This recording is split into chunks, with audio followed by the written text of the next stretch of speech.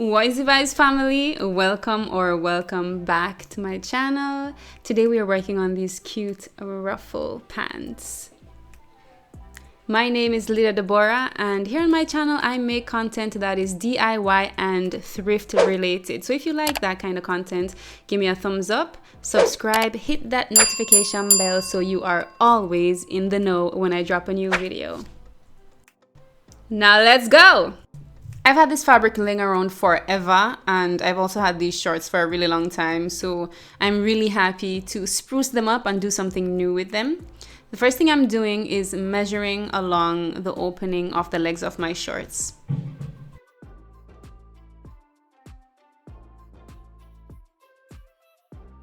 Here I've folded my fabric such that I have 4 layers. I'm going to proceed to measure and cut out the new legs or the extended legs. So that's what I'm measuring right here. With your shorts on, measure from where the shorts end to your ankles or however long you want them. For me, that was 77 centimeters or 75. I added 2 centimeters for seam allowance. And then the width that I'm cutting there is the measurement that I took in the beginning divided by 2. And that's my thigh. So now I have the right width and length, and now I can start shaping the legs. So I'm just checking that it's 77 centimeters. I forgot to add my thigh to knee measurement, and that's what I'm measuring there. And midway between that, I am measuring the mid thigh, and that's what I'm marking there. And here are the knee measurement. I'm measuring the knee. This is the calf, which I measured halfway between the knee and the ankle, and now I'm measuring my ankle. And you can see that I'm not cutting exactly over the markings, but it was more so just to have a tapered shape. It doesn't have to be exact. The thing is that it's not stretch fabric, so I want to make sure that it's big enough for my legs to go through the pants without struggle. And I had to pin the fabric because it was really tricky to work with. Anyway, this is what the legs of my pants look like. And folded over, this is what they're going to look like when I'm done. Well, before I put the ruffles. Here I'm measuring where I want to attach my ruffles, and I spaced it 5 inches apart. I then drew these guidelines across the fabric, and here I am measuring the length of each line. Next, we're going to use this nifty website that shows you how to make a circle skirt, and I'm choosing centimeters full because we want the ruffle to go all the way around our leg, and mini, midi, maxi doesn't matter. We're going to decide that later. So pop in each measurement for each line and save those measurements. Here I'm folding my fabric. I've folded it twice. So I have 4 layers of fabric, and starting at the corner, I'm using the measurements that the circle skirt calculator generated for me. See, we didn't have to do any math. Brilliant. Measuring from the corner, using the measurement that was generated by the circle skirt generator, you are going to measure from one side of the fabric all the way to the next side. Then from that mark, measure the length that you want your ruffle to be, like this. So you have 2 markings, and I'm cutting along the second one, and now the first one. And now you'll see that when I unfold it, I have a complete circle, so I'm going to cut that so that it opens up, and voila, you have your ruffle. Well, one.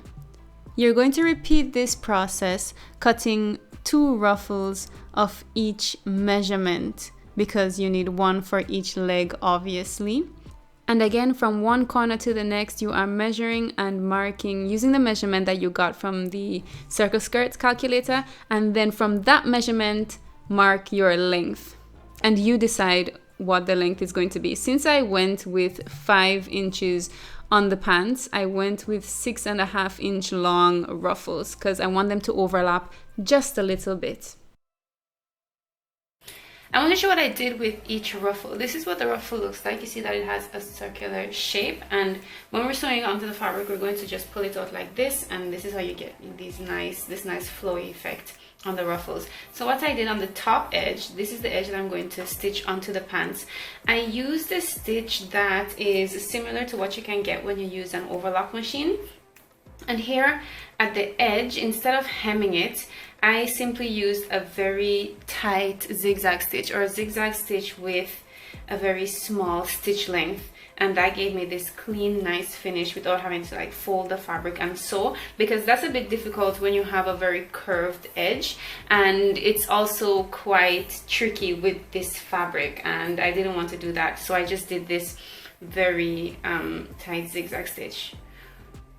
And yeah, that is the ruffle.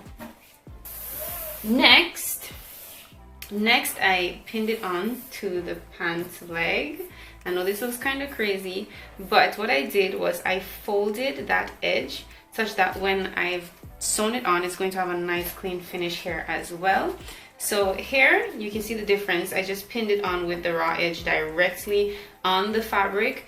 I mean, it works, but I wasn't quite satisfied with the end result, and I felt that if I folded the edge first and then sewed on top of the folded edge, I will get a much cleaner finish. And that looks like this. This is what it looks like with the edge folded. I think it gave a much cleaner finish, and although you're not going to see these because it overlaps, you are going to see the one at the top, and you know, maybe when you sit, maybe when you walk, the wind blows, it might blow it up, and you just want the result that is seen to be nice, clean and neat. So yes, that is what I did with my ruffles. Now my ruffles are on, and it's time to sew the leg of the pants together. So I'm just going to fold it with the right sides facing each other and get all the ruffles in there, pin, and then sew. So this is how the legs look pinned together, and now I am going to sew the sides. Here I have one leg of my pants now sewn together, but as you can see here, the ruffles are open, so I need to sew them closed. And if you take a look here, you will see that when I was sewing my ruffles onto my fabric, I left just about 1 centimeter free for two reasons. One, for the seam allowance when I sew for me to sew the pants together, and for this part now when I'm going to sew the ruffles together, and I will show you. So you want to sew the underside first of all of your ruffle, such that when your pants are on and the ruffles fall in the direction they're supposed to fall in, your seam is going to be on the inside and not outward. You don't want it to be outward. I start by pinning where the ruffles are sewn onto my pants.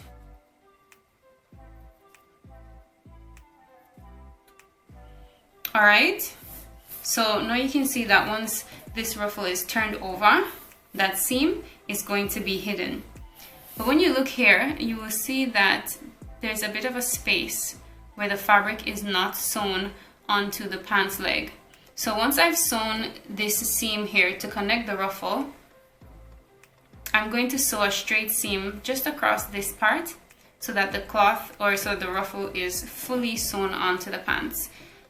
Next, you'll see here that it's a bit high and low. It's not the same length. So I will cut this part of the fabric and just taper it just to about here. And then I'll use the same stitch that I used at the edge and just go straight across it again so that, you know, it's even. It is now day 3 of this project, and you know what?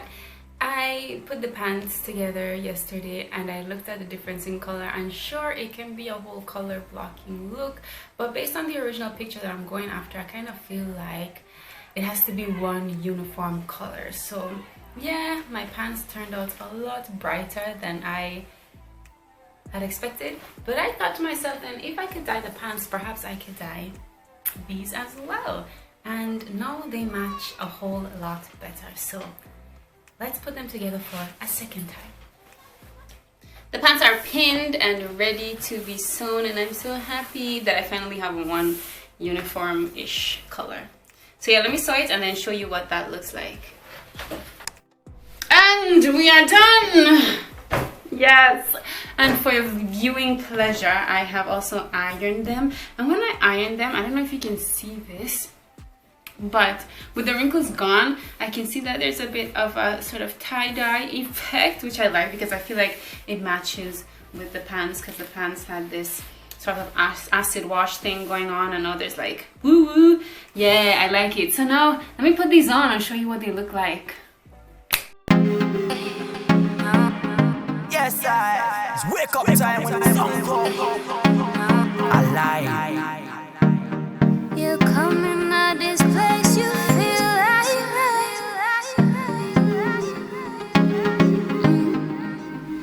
we're feeling alright.